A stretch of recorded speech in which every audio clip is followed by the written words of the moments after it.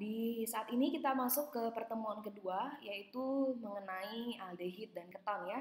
Lanjutan dari pertemuan sebelumnya yang sudah kita bahas mengenai senyawa karbonil. Nah, salah satu contoh dari senyawa karbonil adalah aldehid dan keton. Sesuai dengan RPS yang ada, maka untuk pertemuan ini kita akan bagi dua ya. Jadi kita pelan-pelan saja untuk membahas tentang aldehid dan keton. Ini pertemuan pertama dan pertemuan berikutnya kita akan tetap membahas aldehid dan keton. Ya, aldehid dan keton adalah senyawa organik yang mempunyai gugus fungsional karbonil. Ini sudah kita bahas di pertemuan sebelumnya. Aldehida memiliki sedikitnya satu atom hidrogen yang terikat pada gugus karbonil. Ini ya. Gugus sisanya dapat berupa atom hidrogen lain atau gugus alkil maupun aril ya. Jadi ini aldehida memiliki sedikitnya satu atom hidrogen yang terikat pada gugus karbonil dan dia pun ada gugus sisanya yang dilambangkan dengan R di sini dapat berupa atom hidrogen lain atau gugus alkil maupun gugus aril. Nah, pada keton atom karbon karbonil terhubung dengan dua atom karbon lainnya. Di sini gugus karbonil dapat berikatan dengan gugus alkil maupun gugus aril lainnya. Ini adalah rumus umum aldehida dan rumus umum keton. Nah, aldehida paling sederhana adalah formaldehida atau yang dikenal dengan nama metanal ya. Karena tadi kita ingat ya rumus dari aldehida itu adalah RCOH.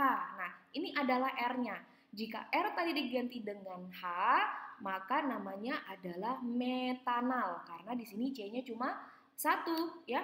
Jadi namanya bukan lagi metil tapi metanal karena aldehida ini dia karena gugus fungsinya adalah aldehida. Sedangkan keton paling sederhana adalah 2-propanon atau aseton. Nah, kita bisa lihat di sini ya. Di sini ada juga contoh etanal ya, contoh aldehida yaitu etanal.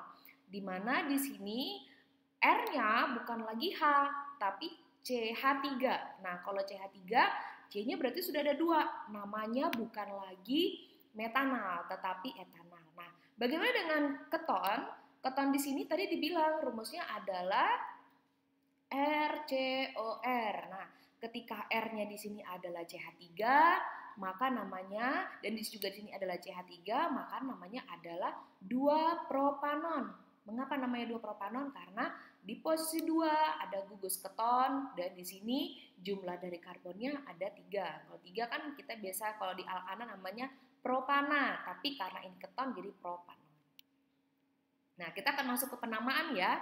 Jadi kita akan bahas di pertemuan ini terkait dengan penamaan. Yang pertama, penamaan aldehid. Aldehid dinamai dengan menambahkan al pada akhiran alkana. Ini tadi kita sudah bahas ya. Kalau dia cuma 2, C-nya 2 adalah etanal. Jadi al ini menunjukkan dia aldehid. Nah, rantai utama harus terdapat gugus CHO. Ini ya, ini rantai utamanya. Karbon CHO diberi nomor sebagai karbon nomor 1. Nah, ini contohnya kita bahas 3 contoh ini ya. Yang pertama etanal, kita udah bahas tadi di sebelumnya, berarti posisi 1 yang ini. Ya, ini posisi 2. Karena C-nya ada 2, namanya bukan etanal tetapi menjadi etanal yang menunjukkan ada gugus fungsi aldehid. Nah, berikutnya adalah propanal. Nah, propanal di sini kenapa namanya propanal? Karena di sini ada gugus fungsi aldehid, makanya namanya belakangnya al, dan C-nya ada 3 ya. Rantai utamanya ini, gugus utamanya ini, dan dia punya tambahan yaitu C-nya ada 3. Maka namanya adalah propanal. Nah, untuk yang ini nih agak mulai ribet ya. Kira-kira namanya apa di sini? Sudah ada sih jawabannya ya. 2 etil 4 metil pentanal. Nah, pertanyaannya gimana sih kok bisa jawabannya seperti ini? Kita lihat dulu ada gugus fungsi apa di sini? Ya, ada gugus fungsi CHO atau COH ya. Nah, kita tahu aldehid tadi rumus gugus utama harus ada gugus utamanya yaitu CHO. Nah, konsepnya karbon CHO ini diberi nomor sebagai karbon nomor 1. Maka kita tinggal mengurutkan ya 1, 2, 3, 4, 5. Maka kita lihat di posisi nomor 2 ada cabang. Cabangnya di sini merupakan etil.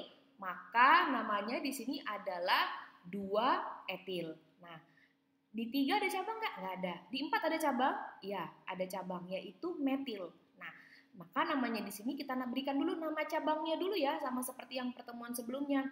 Kita berikan dulu nama cabang 2-etil, 4-metil. Karena kita hitung di sini tadi C-nya ada 5, maka namanya pentana. Karena dia ada gugus aldehid, namanya pentanal. Kalau digabung menjadi 2-etil, 4-metil, pentanal.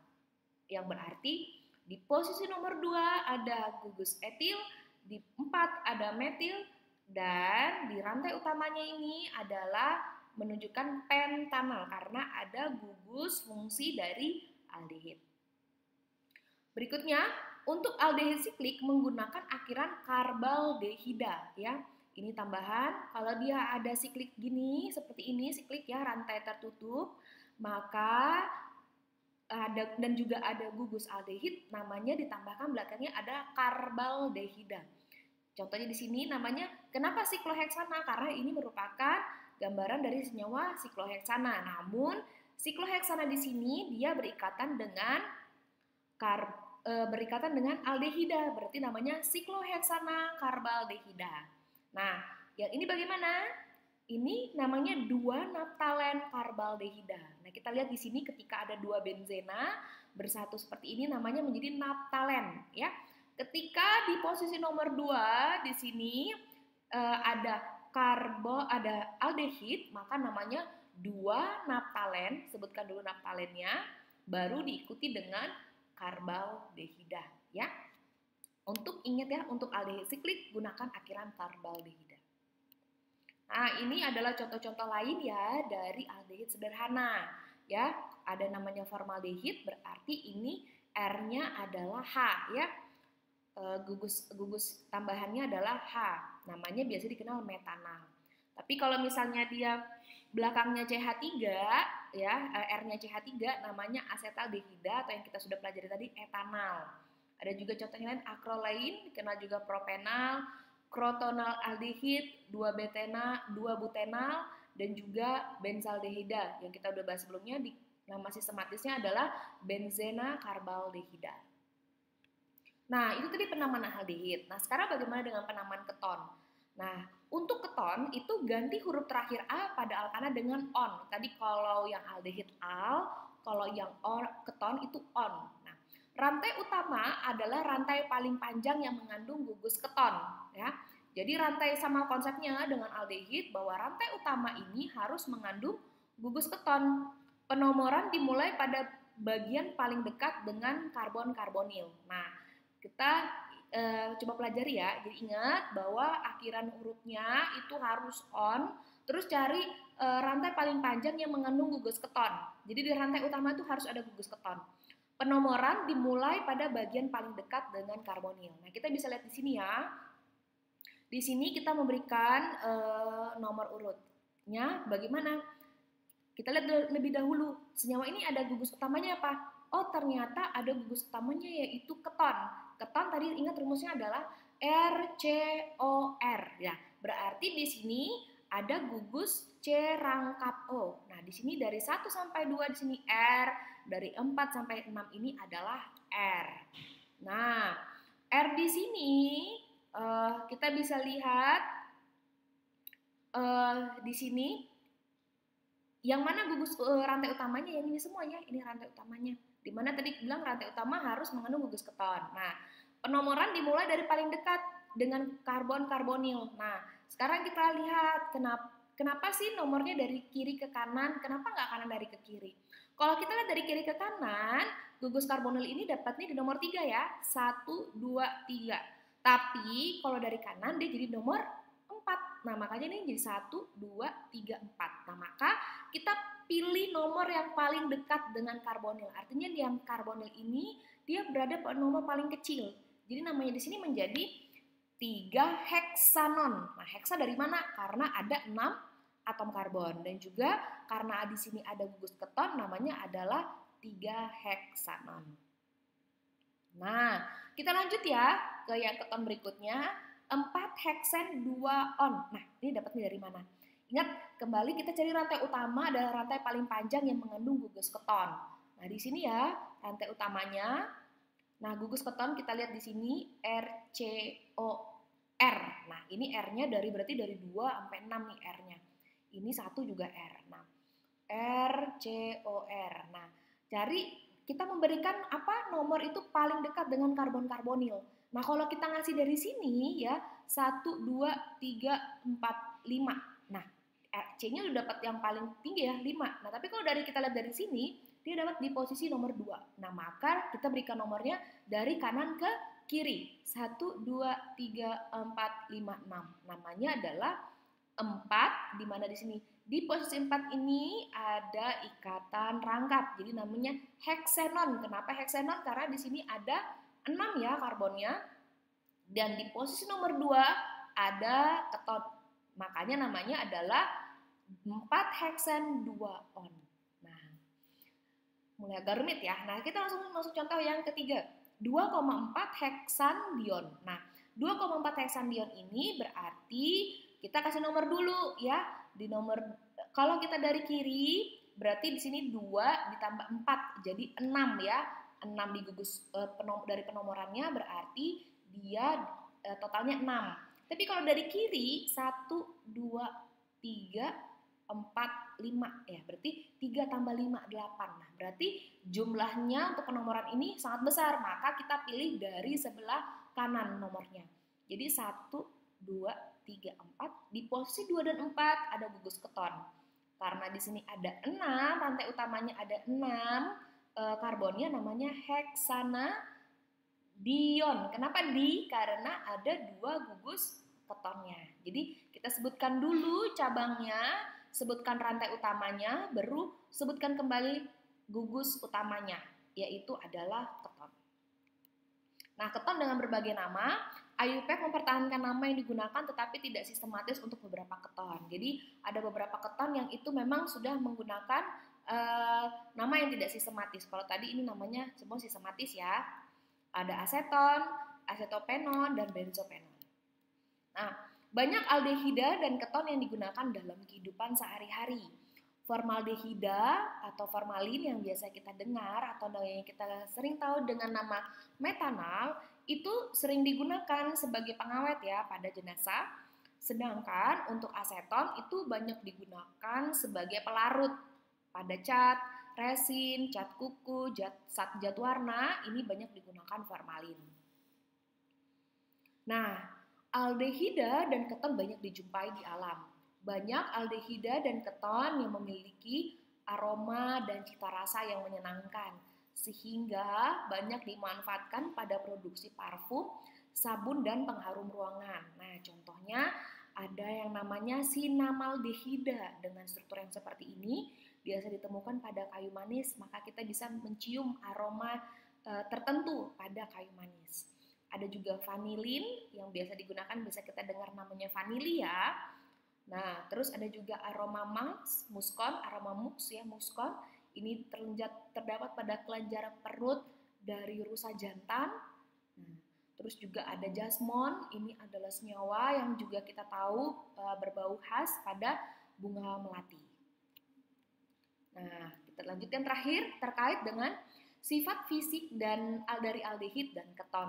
Nah, senyawa aldehid dan keton dengan bobot molekul rendah dapat larut dalam air.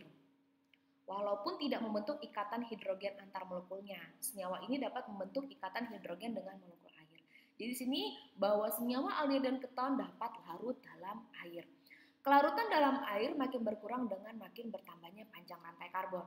Jadi makin banyak C-nya, makin panjang rantai karbonnya, maka kelarutan dalam air itu berkurang. Nah, apa artinya kelarutan dalam air berkurang? Berarti dia makin susah larut.